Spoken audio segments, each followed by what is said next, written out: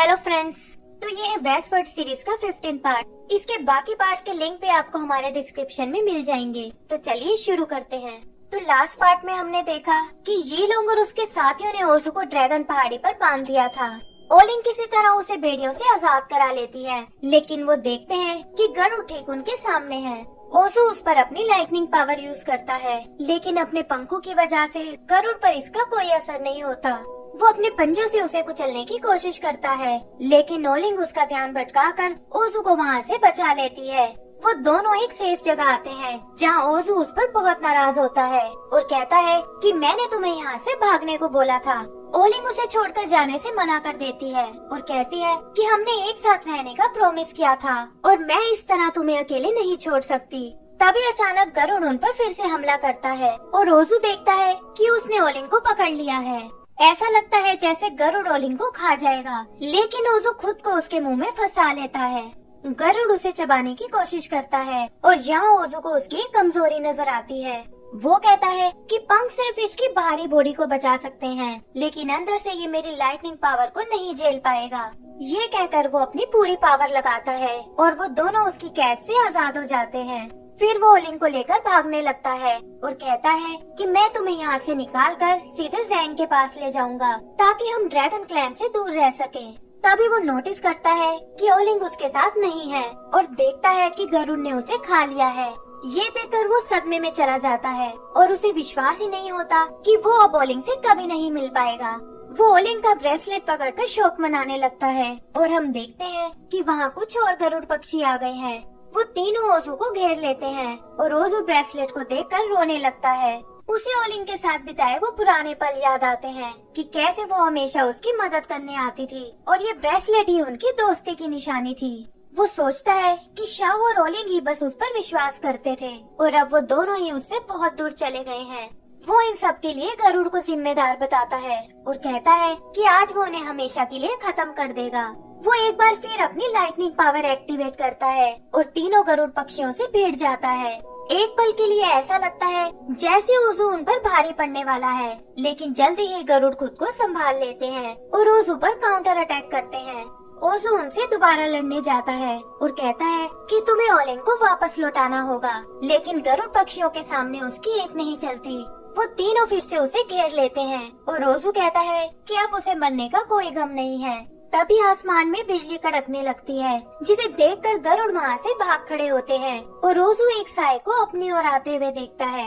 आगे का scene bull clan का है, जहाँ हम मोरन की बहन न्यू को देखते हैं और उसके आते ही वहाँ के बुल्स में खलबली मच जाती है। उजी और बाइलैंग उसे देखकर बहुत एक्साइटेड होते हैं और उन्हें लगता है कि ये तो देखने में बहुत मासूम है।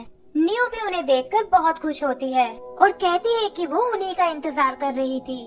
पता चलता है कि उसके अंदर बहुत ताकत है और वो देखते हैं कि उसने बाजी को एक बच्चे की तरह उठा लिया है।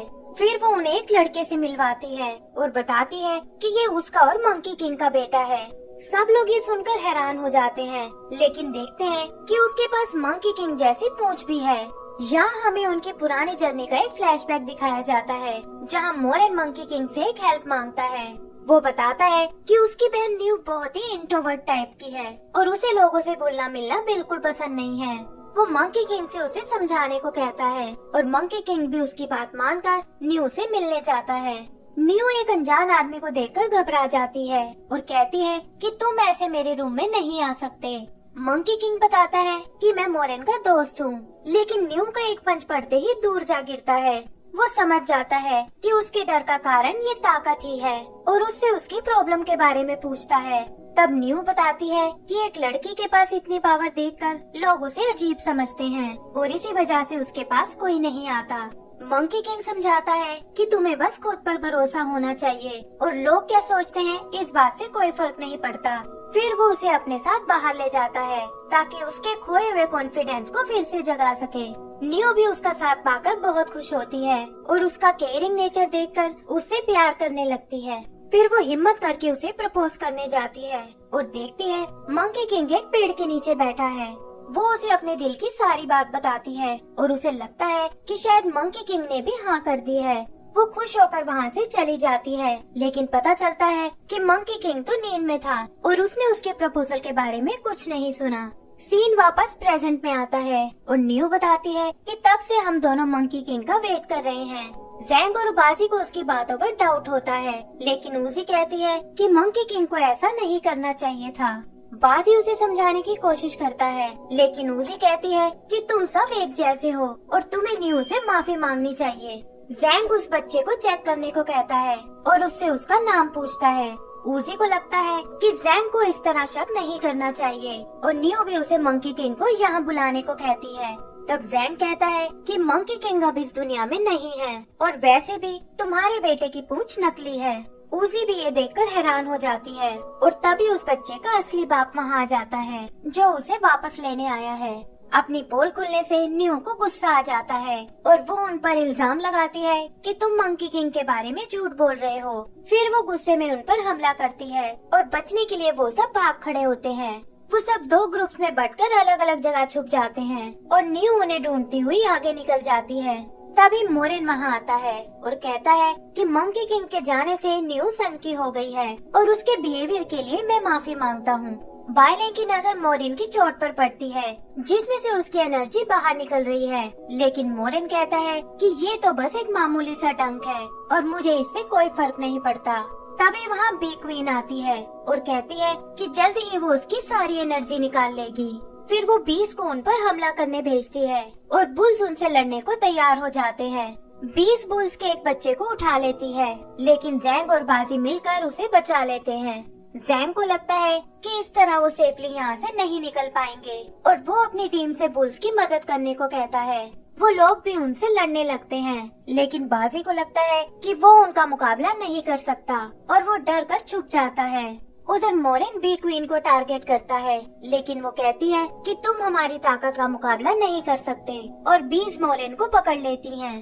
बाजी ये देखकर भी उसकी कोई मदद नहीं करता और मोरिन किसी तरह खुद को छुड़ा लेता है। डुओजी अपने लाइटनिंग चाबुक का यूज करता है, लेकिन एक बी पीछे से आकर उसका ब्लड निकालने लगती है। सैंडी उसकी मदद करता है, लेकिन देखता है कि उसकी हालत बहुत खराब है। बीस का इतना ऑर्गेनाइज अटैक देखकर जैंग को बहुत हैरानी होती है और वो समझ जाता है कि ये बुल्स की नहीं बल्कि सूत्रा के पीछे हैं। इधर कुछ 20 बायलैंग और उजी पर अटैक करती हैं और मौका देखकर उजी को पकड़ लेती हैं। बायलैंग मदद के लिए बाजी को बुलाता है, लेकिन वो अपनी जगह से बिल्कुल नहीं हिलता।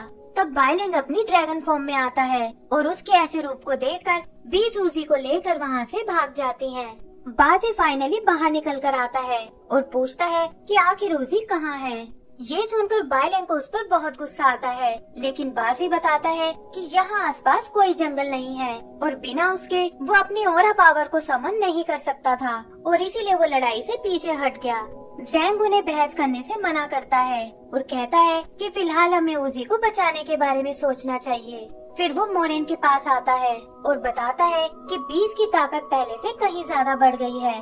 उसे डर है कि बुल्स की ब्लड की मदद से वो और बीस पैदा कर रही हैं और उनका अगला हमला और भी खतरनाक होने वाला है। बायलैंग उससे बीस के हाइव के बारे में पूछता है, लेकिन मोरिन बताता है कि उसे उनकी लोकेशन के बारे में कुछ नहीं पता और वो खुद भी काफी सालों से इसे ढूंढ रहा है। तभी डुओजी वहाँ आता है, जो दिखने में पहले से कमजोर लग रहा है और बताता है कि बीज उसका ब्लड लेकर गई हैं और वो उन्हें ट्रैक कर सकता है।